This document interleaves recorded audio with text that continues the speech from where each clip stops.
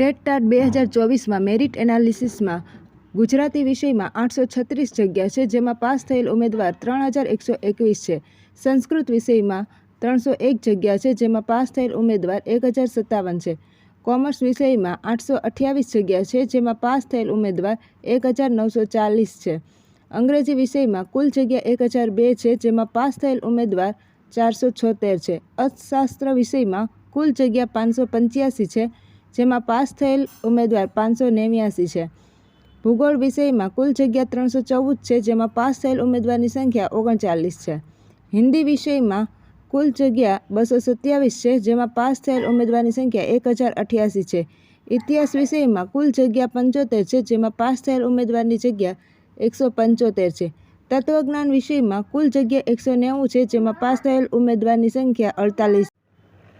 મનોવિજ્ઞાન વિષયમાં 432 જગ્યા છે, જેમાં પાસ થયેલ ઉમેદવારની સંખ્યા 115 છે. સમાજશાસ્ત્ર વિષયમાં 548 જગ્યા છે, જેમાં પાસ થયેલ ઉમેદવારોની સંખ્યા 384 છે. રાજ્યશાસ્ત્ર વિષયમાં કુલ જગ્યા 5 છે, જેમાં પાસ થયેલ ઉમેદવારોની સંખ્યા 25 છે. યોગ અને પીટી વિષયમાં કુલ જગ્યા 26 છે, જેની સામે પાસ થયેલ ઉમેદવારોની સંખ્યા 40 છે. આંકડાશાસ્ત્ર વિષયમાં કુલ જગ્યા 317 છે, જેમાં પાસ થયેલ ઉમેદવારની સંખ્યા 51 છે. એગ્રીકલ્ચર વિષયમાં કુલ જગ્યા 12 છે, જેમાં પાસ થયેલ ઉમેદવારની સંખ્યા 3 છે. બાયોલોજી વિષયમાં કુલ જગ્યા 172 છે, જેમાં પાસ થયેલ ઉમેદવારોની સંખ્યા 479 છે.